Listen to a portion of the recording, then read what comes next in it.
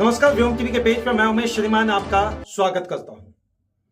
जिस तरीके से झारखंड की राजनीति के अंतर्गत राजद ने एक नया समीकरण खड़ा किया, थोड़ा सा मजबूती झारखंड में जरूर मिला, लेकिन जो विपक्ष की भूमिका बिहार में निभा रहे हैं तेजस्वी जी, क्या कुछ इस बार बिहार के भीतर खाने चल रहा राजनीति में? चलिए आइए थोड़ा जानने का कोशिश करते हैं।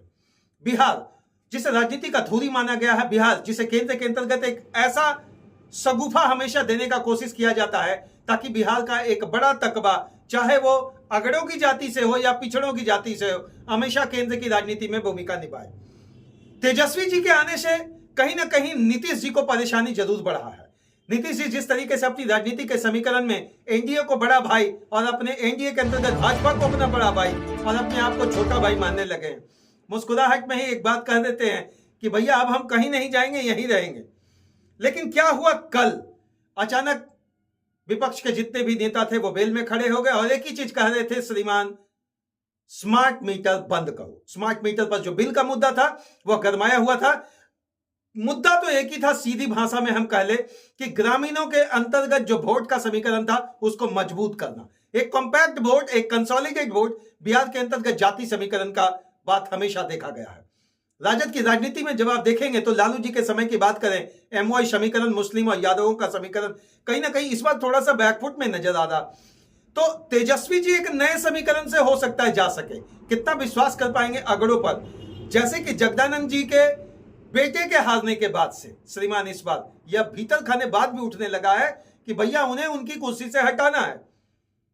राजद इसलिए थोड़ा मजबूती से हमेशा विपक्ष की भूमिका में रहा है क्योंकि जिस तरीके से एक दशक की बात हम कर लें तो राजद का समीकरण एक नए मूवमेंट की ओर आया। तेजस्वी जी के आने से, तेजस्वी जी को पदभार लेने से, तेजस्वी जी को पार्टी संभालने से सीधा हमलावर तरीके से उन्होंने अपनी बात रखा। हालांकि लालू वो बोलते थे हमेशा उनका वो पुराना डायलॉग, तुम मुझे चाहो ना चाहो कोई बात नहीं, तुम किसी और को चाहोगी तो मुश्किल होगी। बिहार कहां, क्या एमओआई समीकरण को ही दोहराएंगे तेजस्वी या कुछ नया समीकरण या नया शगुफा या एक नया घोल बनाने की तैयारी में लगे हुए हैं?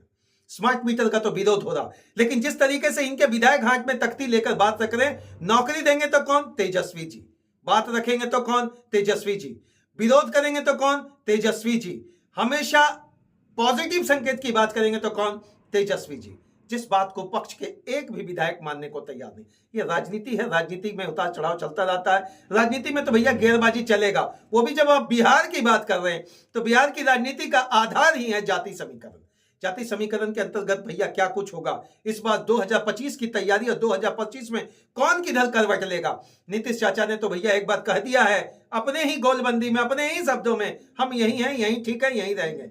विकास को लेकर, पर्यटन को लेकर जिस तरीके से वो बात को रख रहे हैं कि भैया विकास इस बार जो दिखा है आज तक नहीं दिखा था। अब शायद माननीय मोदी जी को खुश करने के लिए वो कह दिए, लेकिन एक चीज तो मानना होगा कि तेजस्वी जी का राजनीतिक विचारधारा जिस तरीके से बदला है, हो सकता है वो समाजवादी प्लेटफॉर्म को लाकर रख दे। समाजवादी प्लेटफॉर्म के अंतर्गत दोनों समीकरण को श्रीमान बैलेंस करके चलना है। मतलब वहां केवल ऐसी बात नहीं रहेगी कि श्रीमान केवल हम एक तकबा को लेकर ही आगे बढ़ेंगे, लेकिन एमओआई फैक्टर तो हमेशा बिहार का आधार रहा है। एमओआई फैक्टर को क्या इग्नोर करके बिहार राजनीति कर सकता है? यहीं पर भाजपा थोड़ा कमजोर दिखता है। एमओआई फैक्टर का पूरा फायदा राजद के खाते मिलता है, हालांकि टूटा फूटा चीज मिलता है।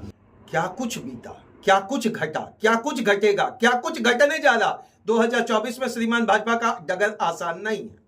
हालांकि 4 सीट जीतने के बाद, इस बार जो उपचुनाव हुआ जीतने के बाद भाजपा को ऐसा लग रहा कि हम मजबूत हैं, लेकिन वो वही बिहार है श्रीमान, वो वही बिहार है जहां राजनीति का तोड़ केवल जाति से दिया जाता है। वह वही बिहार है श्रीमान जहां राजनीति का विकास का परिपाटी विकास से कम और जाति समीकरण की संख्याओं से ज्यादा दिया जाता है। इसीलिए तो जाति जनगणना के समर्थन में वहां 90% वहां के विधायक है। क्या कुछ होगा 2024 के प्लेटफॉर्म से?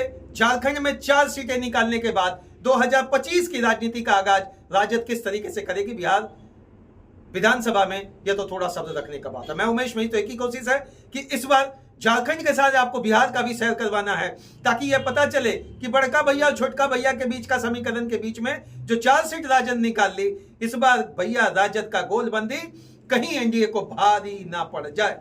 युवाओं को कौन देगा रोजगार, किसके साथ होगा अपरंपार, और कौन देगा समर्थन भरपूर। यह तो समझने का बात है 2025 ज्यादा दिन और ज्यादा दूर नहीं।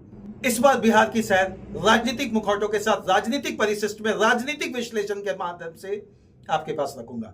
तब तक के लिए जय हिंद। मेरी तो एक ही कोशिश है, न पक्ष न विपक्ष न लाग न लपेट। अगर तेजस्वी जी का तोड़ नीतीश जी के पास है तो नीतीश जी का काट तेजस्वी जी के लिए क्या कुछ होगा? क्या उनके ही घरांधों से तोड़कर नई पार्टी में लाने का एक कवायद बनाया जाएगा, या तेजस्वी जी का धार कहीं ना इस बार भाजपा पर पड़ जाए भारी? जय हिंद।